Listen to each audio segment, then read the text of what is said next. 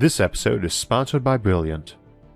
When determining what the biggest threats to ourselves are, quite often, you only need to find a meal.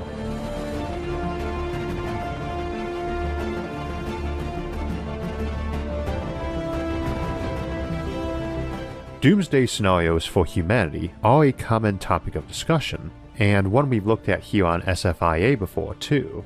But so often those doomsday scenarios really only apply to a humanity exclusively on Earth and at our technological level or lower.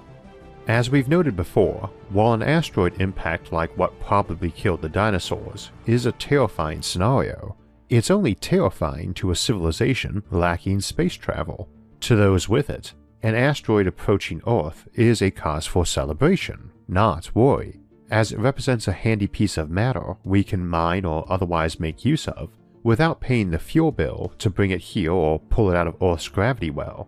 When you can detect and predict an asteroid coming near Earth years in advance, and when you've got a thriving orbital economy, you're still going to race out to deal with the matter.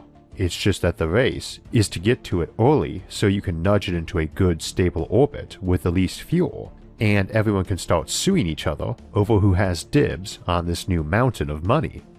Natural disasters just aren't plausible threats to spacefaring colonial civilizations, not in a grand apocalyptic sense. You don't have your whole population on just one world, or even necessarily one star system. At the same time, not all disasters are natural, and a civilization doesn't have to be exterminated to be knocked over and halted from further expansion.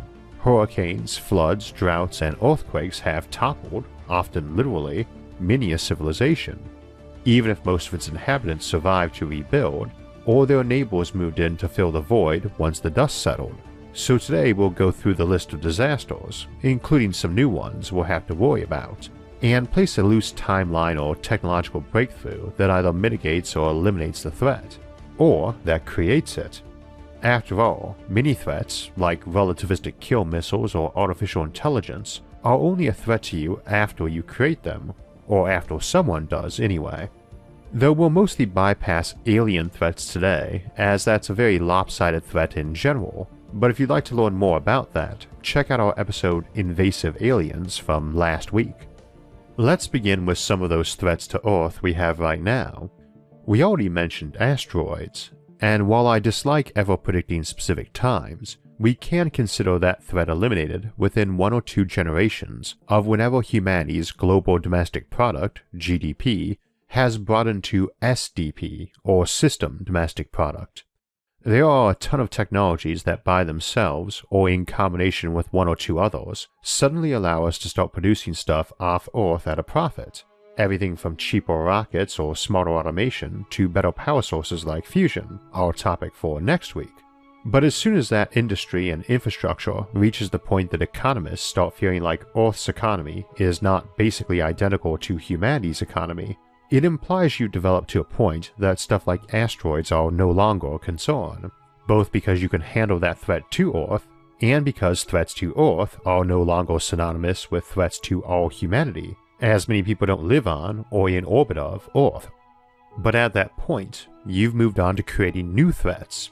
For instance, if you have that much mining and building capacity off Earth, it's a pretty trivial exercise to set up solar shades, mirrors, and power satellites to deal with issues like greenhouse gases and energy shortages, though you'd then have to worry about other problems from that buildup, like Kessler syndrome, a cloud of orbital debris around Earth, or potentially too much waste heat from sheer numbers if you began having trillions of folks living on Earth as an Ecumenopolis. That is also known as a Kardashev-1 civilization, one which uses all the energy of a planet. And both Kessler syndrome and heat buildup have their Kardashev-2 versions, a total englobement of a solar system known as a Dyson swarm, followed by a Kardashev-3 version, total englobement of every star in a galaxy. Dyson swarms are probably prone to packing in as tight as they can get rid of heat, to minimize travel and signal lag, and indeed a Kardashev-3 civilization might try to do the same, as we mentioned in Fleet of Stars. But heat is more of an impediment to building an interstellar civilization than a disaster that topples one, as it controls how tight and dense you can make things. That attempt at packing in tight, same as a city, does leave you very vulnerable to disasters though, and debris floating around hitting things and generating more debris could not only close off a planet for a time, or wreak havoc in a solar system, but could close down interstellar space lanes. Same too, a supernova or gamma ray burst is unlikely to kill off an entire system even if it was a close neighbor, and there are ways to protect against that we've looked at before, but they could cripple a system economy or whole region of space for decades or longer. Fundamentally, you are a lot less vulnerable to natural disasters with more technology, and when spread out to more places. But it's worth remembering we can also be made more vulnerable to natural disasters in some ways too. A coronal mass ejection from the sun is no threat to a pre-electronic civilization, for instance, but is to one with electronics. And while you can definitely shield your worlds and space habitats from those, each layer of shielding comes at a cost. It costs more to make, more to maintain, and denies you those building materials for other projects. So being out in space with a decent portion of population and industry hardly eliminates natural threats, though it does mostly eliminate human-ending ones. Beyond the technology and resources for managing and preventing such problems, like say a global pandemic, your vulnerability is basically gone. It's hard to transmit diseases in space, as everything had to pass through airlocks and filtered environments, and places which get visitors fairly infrequently. So even a disease so virulent it infected and killed every human on Earth, which is basically impossible for a natural virus, not only wouldn't get all those little colonies off-world, it quite likely wouldn't get any at all, or just a couple. To do that, you'd have to tailor a virus to be ultra-infectious, but not make anyone sick until everyone was infected. That's quite a bioengineering feat, certainly nothing natural, and such tactics leave you very vulnerable to detection during implementation.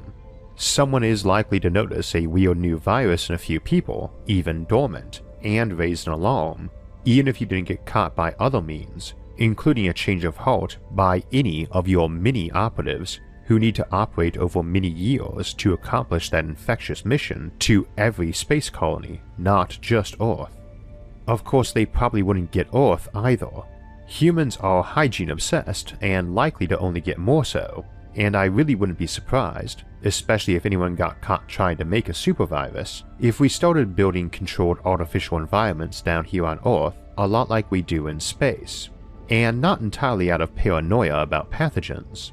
For instance, there's a lot of carbon dioxide in your home, and it's not from fossil fuels, it's from you breathing. And it does make you dumber and more sluggish at levels that aren't too uncommon to find, especially in the wintertime when people have their windows shut and burn stuff for heat. I'd wager that inside the next couple of decades, we'll start seeing a lot more air filtration in homes, targeting not just allergens or radon or carbon monoxide, but carbon dioxide too, same as a space station would have. I'd also bet on a lot more ultraviolet light sources being introduced into homes for its sterilizing properties, and homes in general getting bigger with more entryway and lobby features, more like an airlock.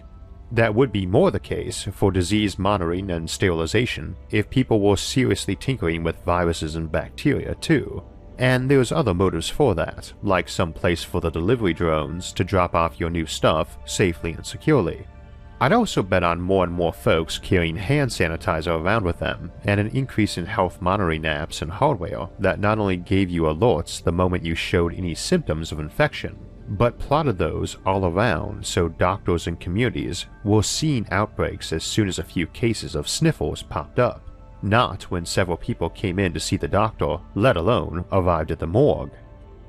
Note that we're not even assuming any advanced technology yet, just very natural extensions of where things are headed. A decade from now, most people are going to be very used to being able to pull up a big log of what their heart rate, blood pressure, respiration, temperature, and so on have been for any given minute out of the year or their whole life.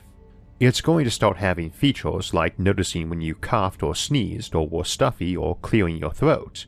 That's not exactly advanced sensor capability. It's going to have all that data for billions of people, And that's the kind of sample set that lets you make some very accurate predictions, and often about rather surprisingly unrelated things. It's also very creepy, so we often avoid thinking about it. But this approach to prevention is fairly critical for seeing the arsenal available to advanced civilizations for predicting and preventing threats, not just viruses. Humans are paranoid survival machines. We will generally perpetually move to lower risk where there's not a compelling motive not to, and knowledge is critical to that. Not just scientific knowledge, but patterns of behavior and logs of individual data. All that data and analysis capability is a temptation, not just to bad actors or would-be dictators, but to us, exactly because societies and individuals can benefit so much from such powerful predictive capability. Key thing, when a civilization is spread out over big distances and cautious by nature, asteroids, supernova, and viruses, even tailored ones, are not the big risk. Rather, it's stuff we voluntarily create and implement, like accidentally turning yourself into a civilization that would make a dystopian police state shudder at the lack of personal privacy, or the engines used to protect privacy while taking advantage of the good aspects of monitoring, like some all-seeing artificial intelligence that is even more dangerous than the typical superintelligent AI, as it was specifically engineered to be good at monitoring and predicting human behavior.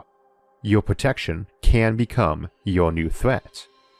Trying to deploy a terrorist device big enough to get all of humanity, or numerous, coordinated, and covert enough to simultaneously hit every colony, is not very realistic, particularly as most techs that make that easier also make defense easier.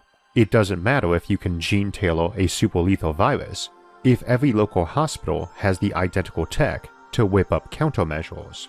What does matter for spread out civilizations like this is what they not only willingly permit, but actively demand.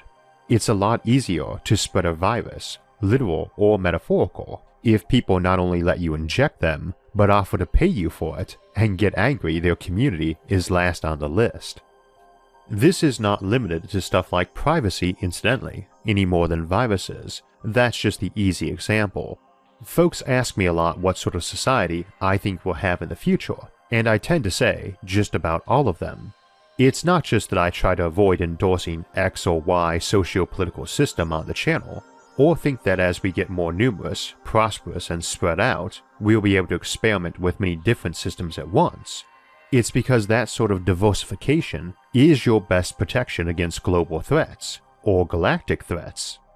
Something like global warming is like asteroids, not a threat to humanity after any point where a modest chunk of humanity isn't on a single planet, but you could still get scenarios where either could threaten an entire system. For instance, there is a lot of junk in our outer system, and an occasional single rock might come in and threaten a world, but something big passing through that region could hurl millions of asteroids and comets into the inner system, shotgunning the whole place, and exceeding the capacity of your defenses tailored to the occasional lone asteroid. That's not terribly improbable either. The galaxy is full of rogue planets and dead stars meandering around that could pass through the halo of debris most solar systems have, and cause that cataclysm. Indeed, it probably happens a lot. Same, while humanity would survive a climatic ruin on Earth if we had other colonies, and could also easily manage that problem by producing solar shades and mirrors anyway, just to have the infrastructure to build such colonies in the first place. If our primary approach to settling space is terraforming planets, then each of those is vulnerable to potential disaster or sabotage if it was a standardized process.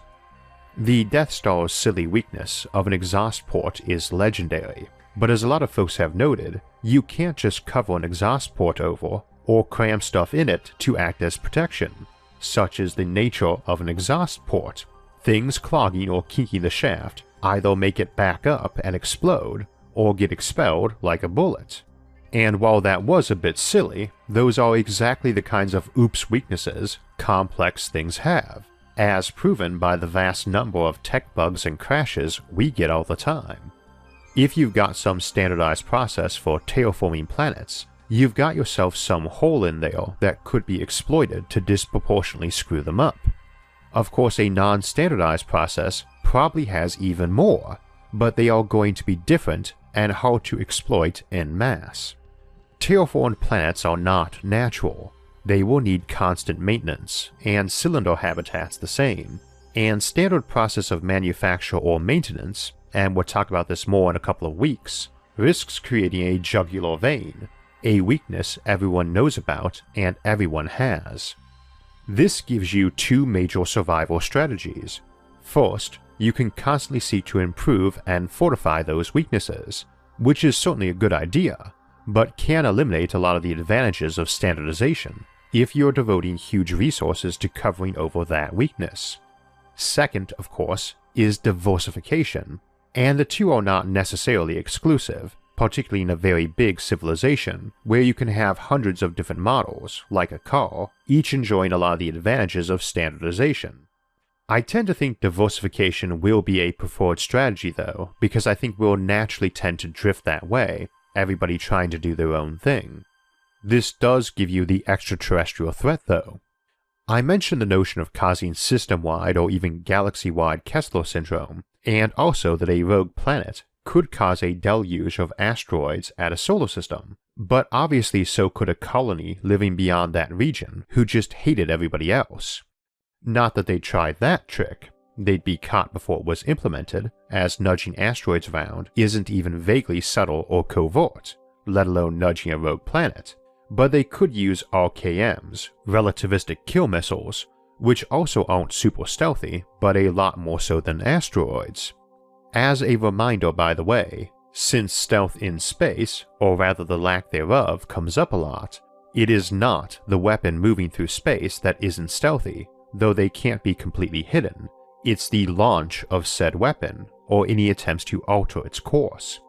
An RKM is virtually invisible while cruising, so is a micro black hole, and some RKM the size of a grain silo is quite capable of delivering orders of magnitude more punch than our entire modern atomic arsenal.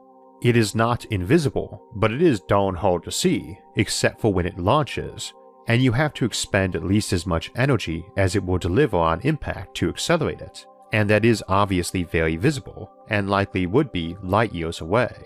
As to micro black holes, as we noted in Weaponizing Black Holes a couple months back, small black holes are no threat to any planet or station, as they will fly through most anything like a ghost, except another black hole. Two colliding together is a devastating thing, which makes them a minimal threat to any civilization not using black holes for power generation, which unfortunately would not include anyone you'd be using those against anyway, since any civilization running on solar or fusion is going to lose a war against one using black holes simply because they have so much more power than you. They could as easily use that to power RKMs instead, or just power their industries.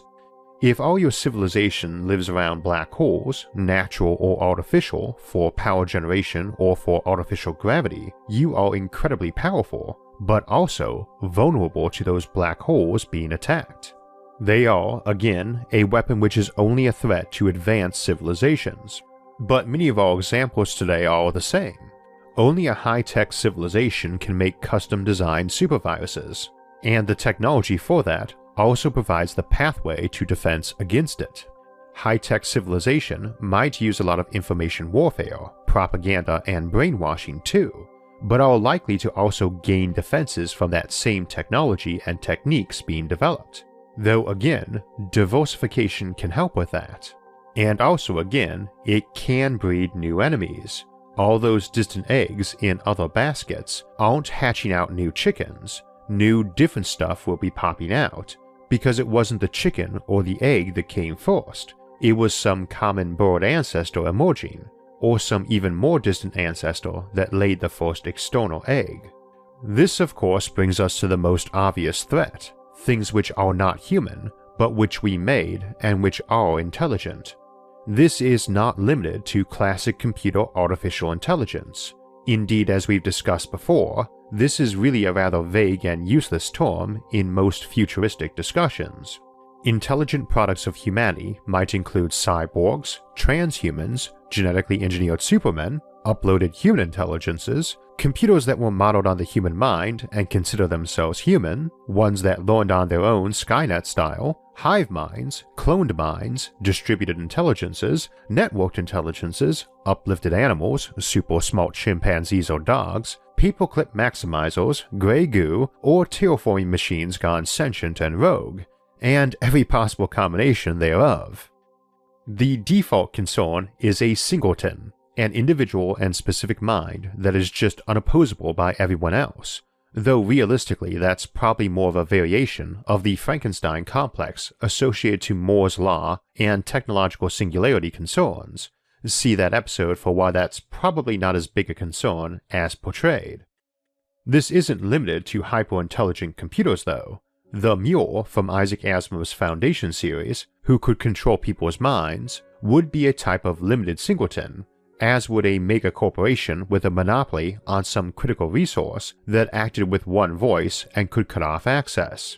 The Spacing Guild from Frank Herbert's Dune would be an example, with a monopoly on space travel, or later in that same series, the Fremen who controlled access to the spice melange that permitted space travel and life extension, or either Paul Atreides or his son Leto II, who had that control plus could predict the future. Short form though, you're unlikely to have a single thing like that emerge in a vacuum, natural or technological, except as a black swan where nobody could see it coming even if it was obvious in hindsight. But superintelligent artificial intelligence is not a black swan. You can prepare for it, and it isn't likely to be truly singular either. If one gets loose and is far smarter than any normal human, it's a threat. But you've got all the other improvements lying around too, which might not be individually its equal, but probably collectively could take it on. Google goes all Skynet on us, but gets dogpiled by all the other cyborgs, hive minds, defense computers, and superintelligent dogs. Particularly as we're not stupid and would keep a lot of watchdogs on a leash somewhere against the eventuality.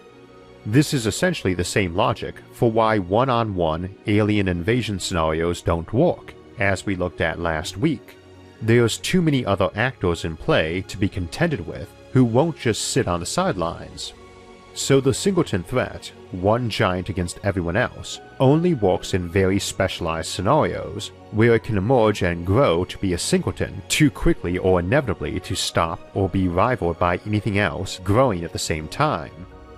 Of course, as a group, even if indifferent or benevolent to normal people, that is still a threat to classic humanity, as when there are giants in the playground, even if they don't accidentally or intentionally crush you, they can crush your will to live and sense of purpose. It's interesting that we mentioned earlier that few disasters could wipe out our species even now, but could easily topple civilizations, whereas in the future you could get things that wiped out our species, but not our civilization. We are not Greek gods, we don't eat our kids, and the future isn't likely to see humans wiped out by cyborgs or genetically engineered supermen, or the two fighting each other for dominance among our ashes. For one thing, the cyborgs would probably win quite easily. Rather, you'd expect whole ranges of degrees and types of both to start popping up, folks with a little cyborging or gene tweaking, or a lot of both even, or many of the other alternatives we mentioned. Fundamentally though, it's not the big obvious cataclysms that threaten us going forward, but more of the existential ones, like how we adapt to the emergence of a lot of other not quite human, or not even vaguely human intelligences, or how we manage privacy concerns while taking advantage of the data, or what a super prosperous society with lots of robots doing the labor does to feel like it has a sense of purpose, or if it decides free will is an illusion, or the reverse, breeds new problems in attempts to avoid or control going down such paths. A civilization afraid of reward hacking, like alterations to the brain that let you produce feelings like happiness with the flip of a switch, cracking down on that like it was a drug, and maybe cultivating a society that frowned on any easy life, no safety gear when mountain climbing, because it lets you experience the accomplishment without the risk. No cyborgs or genetically engineered people, so no prosthetics for amputees, and even minor mutations are sterilized. Plenty of examples of going overboard in either direction in science fiction, of course. Hopefully we show better judgment, though it does highlight what we all know already. The biggest danger to humanity, now and in the future probably too, is humanity itself. In order to solve problems facing us now and in the future, you need to understand them and the science behind them and be practiced at problem solving. This is true whether you're trying to fix a leaky pipe or prevent an asteroid from hitting your planet. The more you know and the more practiced you are at applying it to new problems, the more versatile you are at problem solving. It's also a lot of fun, because that's how we learn best, and that's where our friends at Brilliant excel. Their online courses and daily challenges let you enhance your knowledge of math and science with easy-to-learn interactive methods from the comfort of your own home, at your own pace, and have fun while you're doing it.